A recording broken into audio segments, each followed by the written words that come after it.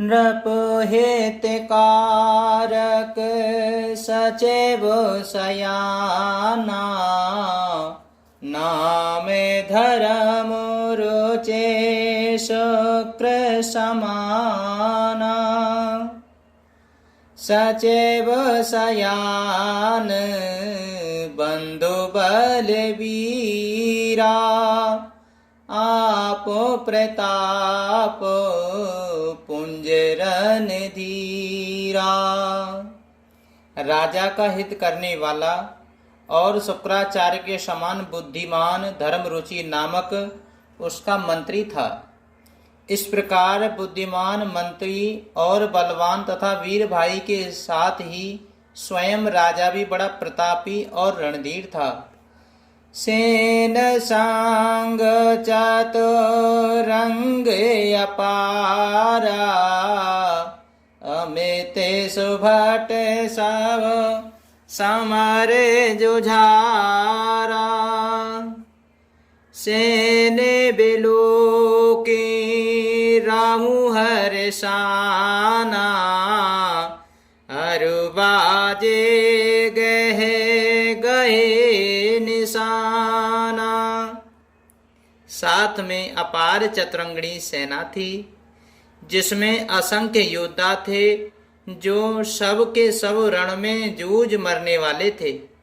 अपनी सेना को देखकर राजा बहुत प्रसन्न हुआ और घमाघम नगाड़े बजने लगे। बिजही है तो कटक ही बनाई सोदेन सादे नृप चले हु बजाई जहाँ तहाँ परी अनेक लड़ाई जीते सकले भूपे बरी आई। दिग्विजय के लिए सेना सजाकर वह राजा शुभ दिन मुहूर्त साधकर और डंका बजाकर चला। जहाँ तहाँ बहुत सी लड़ाइयाँ हुई। उसने सब राजाओं को बलपूर्वक जीत लिया। सप्तदीप भोजे बल बस कीने ले ले दंड छाणे नृप दीने सकल अवने मंडल ते ही काला एक प्रताप भानु महिपाला।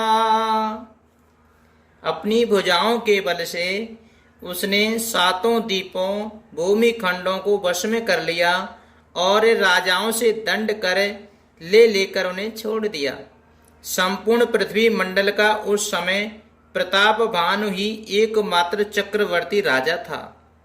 शोभेश्व करे बाहुबल निज पुर कीन प्रवेश अर्थ धर्म काम आदि सुख से वही समय नरेश सियापति रामचंद्र जी की जय पवन सुते हनुमान जी की जय। संसार भर को अपनी भुजाओं के बल से वश में करके राजा ने अपने अपने नगर में प्रवेश किया। राजा अर्थ धर्म और काम आदि के सुखों का समय अनुसार सेवन करता था। भूप प्रताप भानु बल पाई कामधेनु भे भूमि सुहाई सब दुख बर जेत प्रजा सुखारी धर्मशील सुंदर नर नारी। राजा प्रताप भानु का बल पाकर भूमि सुंदर कामधेनु मनचाही वस्तु देने वाली हो गई। उनके राज्य में प्रजा सब प्रकार से दुखों से रहित और सुखी थी और सभी स्त्री पुरुष सुंदर और धर्मात्मा थे। सचैव धर्म रोचे हरि पद प्रीति नृपोहितु हेतु से खबो नित नीति।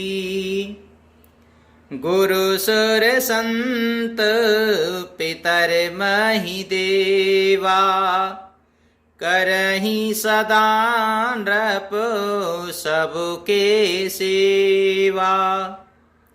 धर्म रुचि मंत्री का श्री हरि के चरणों में प्रेम था। वह राजा के हित के लिए सदा उसको नीति सिखाया करता था। राजा गुरु देवता संत पितृ और ब्राह्मण इन सबकी सदा सेवा करता रहता था। भूपे धर्म जे वेद बखाने, सकल करहि सादर सुख माने। दिन प्रीति देह विविध विधि दाना, सुनहि शास्त्र वर वेद पुराना। वेदों में राजाओं के जो धर्म बताए गए हैं, राजा सदा आदर पूर्वक और सुख मानकर उन सब का पालन करता था। प्रतिदिन अनेक प्रकार के दान देता और उत्तम शास्त्र वेद और पुराणों को सुनता था। नाना वापी कूप तड़ागा, सोमाने बाटे का सुंदर बागा। विप्र भवन सुर भवन सुहाए, सब तीरतन बेचित्र बनाए। उसने बहुत सी बावलियाँ, कुआएं, तालाब, फुलवाड़ियाँ, सुंदर बगीचे, ब्राह्मणों के लिए घर और देवताओं के सुंदर विचित्र मंदिर सब तीर्थों में जाकर के बनवाए। जहाँ लगे कहे पुराण श्रुति, एक एक सब जाग। 12 सहस्त्र सहस्त्र नृप किए सहित अनुराग। सियापति रामचंद्र जी की जय, पवन सुत हनुमान जी की जय। वेद और पुराणों में जितने प्रकार के यज्ञ कहे गए हैं, राजा ने एक एक करके उन सब यज्ञों को प्रेम सहित हजार हजार बार किया। हृदय नख चुपले असुसंधाना, भूप विवेकी परम सुजाना। करहि जे धर्म करम मन बानी, वासुदेव अरे पेतन नृप ज्ञानी। राजा के हृदय में किसी पल की टोह कामना न थी। राजा बड़ा ही बुद्धिमान और ज्ञानी था। वह ज्ञानी राजा कर्म मन और वाणी से जो कुछ भी धर्म करता था, सब भगवान वासुदेव के लिए अर्पित किया करता था। चढ़े बर बाजे बार एक राजा, मृगया कर सब साजे समाजा। विंध्याचल गंभीर बन गयहु, मृगे पुनीत बहु मारत भयहु।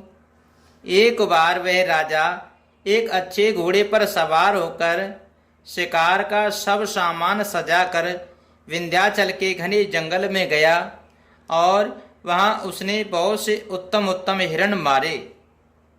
फिरत विपिन नृप दीखे बराहु, जनु बन दूरेहु सिंह ग्रसिराहु। बड़ वेदु नाही समाते मुख माही, मनहु क्रोध बस ओगेलत नाही। राजा ने वन में फिरते हुए एक सुअर को देखा। दांतों के कारण वह ऐसा दिख पड़ा था मानो चंद्रमा को ग्रस कर मुंह में पकड़कर राहु वन में आ छिपा हो।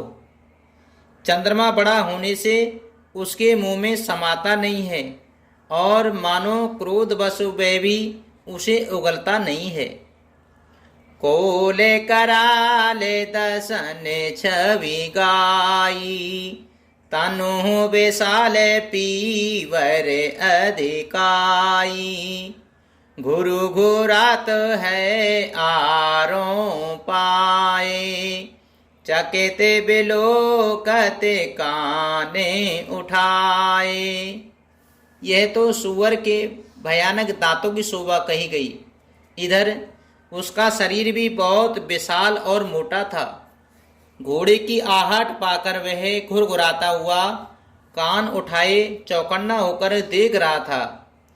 नील महीधर शिखर सम देख विशाल बराहु, चपर चले है सुट के नृप हाँ कि न हो निबाहु। सियापति रामचंद्र जी की जय, पवन सुत हनुमान जी की जय। नील पर्वत के शिखर के समान विशाल शरीर वाले उस सुअर को देखकर राजा घोड़े को चाबुक लगाकर तेजी से चला और उसने सुअर को ललकारा कि अब तेरा बचाव नहीं हो सकता। आवत देखे अधिक रवु बाजी, चले हु बराह मरुते गति भाजी। तुरत कीन नृप सर संधाना, मही मिल गयहु बेलोकते बाना। अधिक शब्द करते हुए घोड़े को अपनी तरफ आता देखकर सुअर पवन वेग से भाग चला। राजा ने तुरंत ही बाण को धनुष पर चढ़ाया। सुअर बाण को देखते ही धरती में दुबक गया। तके तके तीर मही से चलावा, करे चले सुअर शरीर बचावा। प्रगटत दुरत जाए नृप भागा, ऋषि बस भूप चले संगे लागा। राजा तक तक कर तीर चलाता है, परंतु सुअर छल करके शरीर को बचाता जाता है।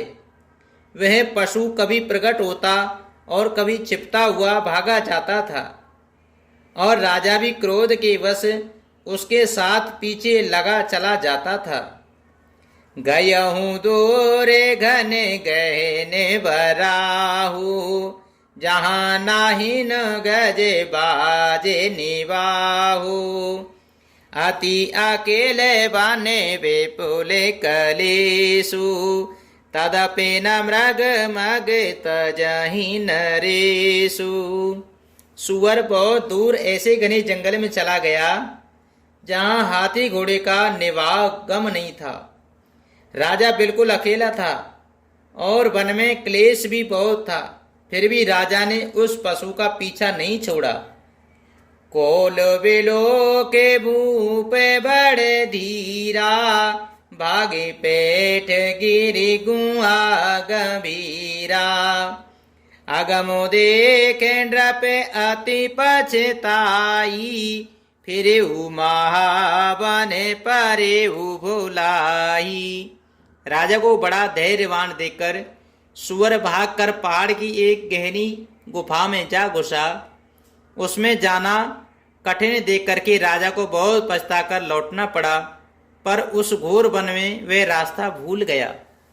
खेद खिन्न क्षुधित त्रसित राजा बाज समेत, खोजत व्याकुल सरित सर जल बिन भयउ अचेत। सियापति रामचंद्र जी की जय, पवन सुत हनुमान जी की जय।